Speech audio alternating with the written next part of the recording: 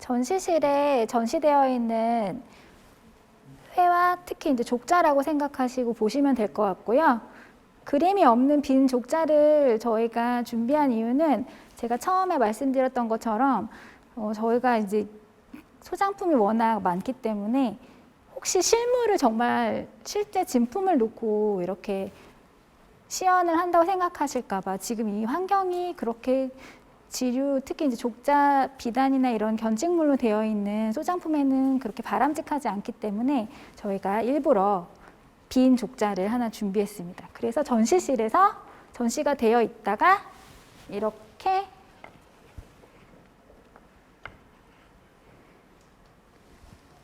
내려왔다고 친다면 원래는 온이라고 해서 족자를 들어서 이렇게 내리는 그런 긴 나무가 있는데요.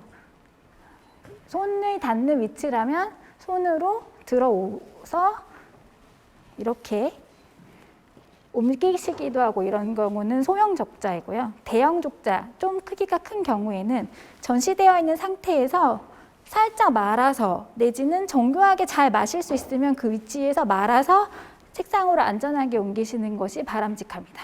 지금처럼 이렇게 바로 들어서 책상에 옮기는 거는 굉장히 크기가 작은 경우 또는 지금처럼 교육을 위해서 저희가 재현하는 상황에서만 그렇게 소장품을 다룬다고 생각하시면 좋을 것 같고요.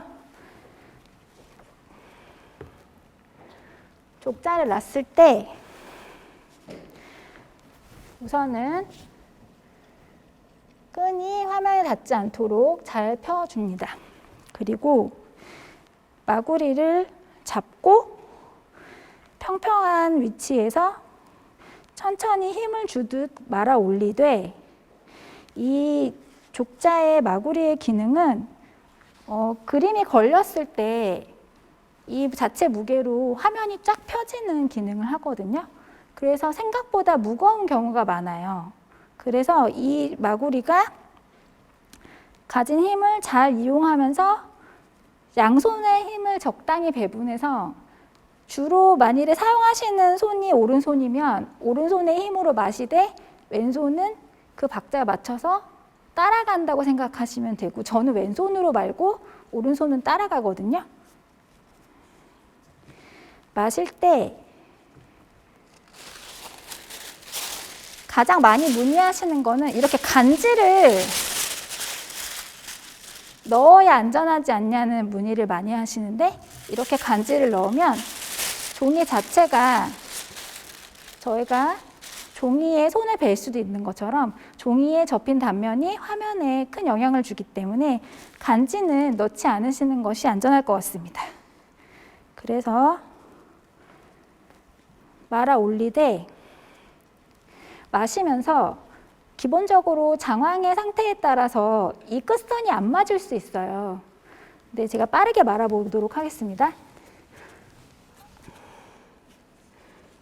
화면으로 잘 안 보이실 수 있는데 저희가 달력을 만다고 생각하실 때 달력을 이렇게 빨리 말면 이렇게 말면 이렇게 끝이 이렇게 종이가 이렇게 점점 바꾸고 나오거든요. 그럼 이제 다 말고 탁탁탁 쳐서 이 끝선을 맞추시는 분들이 있는데 그렇게 맞추시면 화면에 큰 손상이 가고요. 이게 분명히 힘을 적당히 배분해서 말아 올려도 분명히 그 힘을 유지하는 순간이 딱 깨지는 그 지점이 있는데 그때부터 종이가 잘 예쁘게 안 말릴 겁니다. 그러면 그런 경우에는 그 지점부터 살짝 내려서 족자를 풀어줍니다.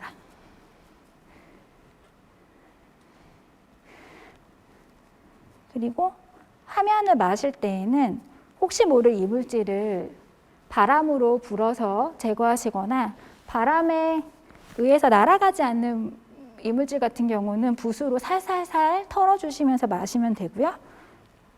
흐트러졌던 그 지점부터 다시 마시되 손으로 배접지를 누르고 마구리를 잘 잡고 다시 그 손가락에 들어갔던 힘을 균등하게 하여 말아 올리시면 됩니다.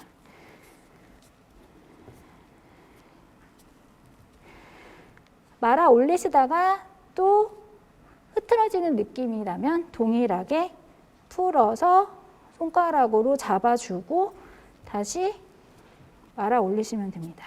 간혹 가다가 이 배젖지 자체가 장황 상태가 이 끝선이나 양쪽 끝선이 고르게 떨어지지 않게 장황이 된 경우가 있어요. 그런 경우 내지는 말다가 한쪽 면이 계속 이렇게 이쪽 양쪽 면에 말리는 두께가 다른 경우가 있거든요. 그런 경우에는 이 족자의 축이나 반달의 축 자체가 균형이 딱 고르게 수평을 유지한다던가 일정한 간격을 유지하지 않는 경우에는 장황이 잘못된 경우라서 그걸 맞추기 위해서 힘을 준다던가 아니면 이 끝선을 위해서 강하게 한쪽을 당긴다던가 하면 더 장황 상태가 틀어지기 때문에 그런 경우에는 그냥 자연스럽게 끝선이 맞지 않는 부분은 그냥 유지하신 채로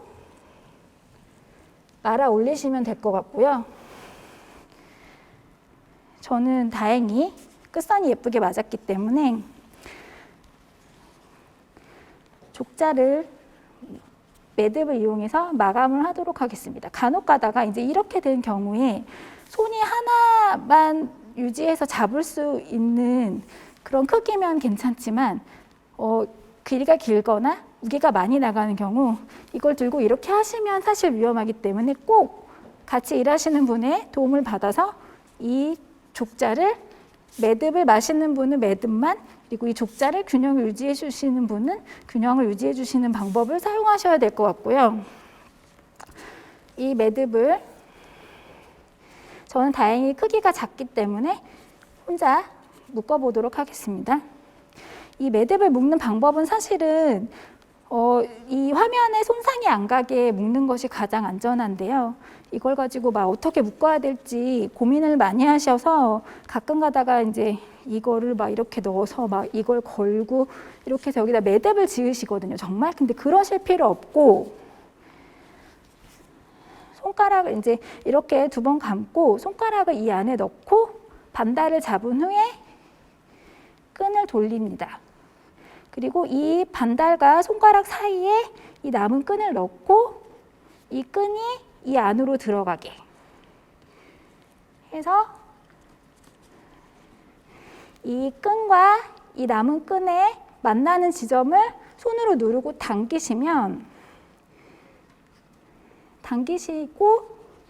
이 반달의 가장 튀어나온 면에 교차되게 당겨주시면 사실 안 풀려요.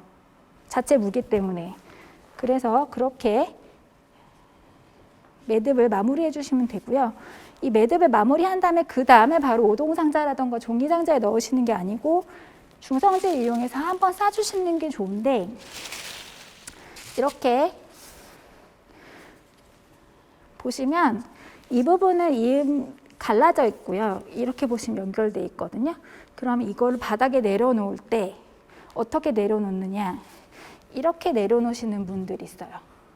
근데 이렇게 내려놓으면 이 자체의 무게가 아래로 쏠리기 때문에 이쪽 화면에 무리가 갈 수 있기 때문에 이 반달은 펴지는 방향으로 눕혀 놓으시는 것이 안전합니다. 이렇게 내려놓으시는 게 아니라 이렇게 내려놓으시는 게 맞고요. 이렇게 내려놓으신 상태에서 이 남은 끈은 살짝 이 안에 밀어 넣어 이 표면이나 이쪽에 구겨지거나 고정 안 된 채로 들어가서 한 번 더 마감 포장을 할 때 화면에 무리가 가지 않도록 이렇게 넣어주시면 될 것 같습니다. 근데 넣을 때는 항상 뒤집어서 꺾어 올려 넣어주시는 게 중요합니다. 이렇게 넣으시고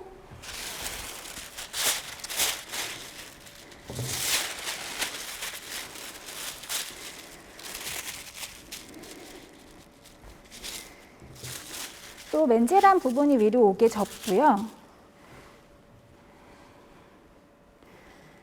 족자를 가운데 위치한 후에 종이를 접어 올리는데 지금 이렇게 포장을 하면 이 종이를 이렇게 김밥 말듯이 말아야 되는 상황이 일어나거든요. 네, 그러면 안 되고요. 족자가 가는 경우에는 이 종이를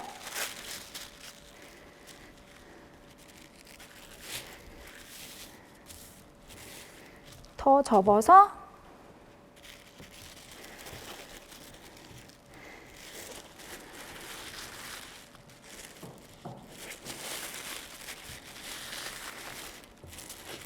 이렇게 감싸 주신 후에 이 채로 상자에 넣을 때 여기를 이렇게만 구기시면 이 단면이 상할 수 있습니다. 그래서 이렇게 말아 넣고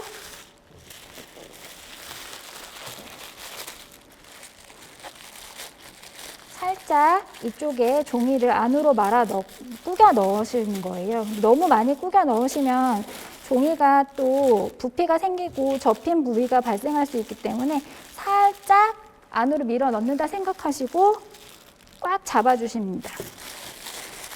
여기를 또 종이를 또 이용해서 묶어야 된다고 생각하시는 분 있거든요. 여기를 매듭을 짓고, 근데 그러실 필요 없고 이렇게 말아 넣은 후에 종이 자체로 접어주시면 그 종이에 자체 접힌 힘으로 이 상태가 유지가 됩니다. 이렇게 속포장까지 끝나시면 전용 케이스에 넣어서 보관하시면 됩니다. 이상 국립중앙박물관의 서화 다루기 관련해서 족자에 대해서 말씀드렸고요. 국립중앙박물관은 서화실에서 주기적으로 교체 전시를 진행을 하고 있고 3개월 정도 전시 후에 남은 기간 한 9개월 정도는 수장고에서 서화류를 보관 관리하고 있습니다. 그래서 한 3개월 주기로 박물관에 자주 찾아와 주시면 서화 유물이 얼마나 자주 교체되고 어떤 서화 유물이 새로 올라왔는지 감상하실 수 있을 것 같습니다. 감사합니다. 이상입니다. 감사합니다.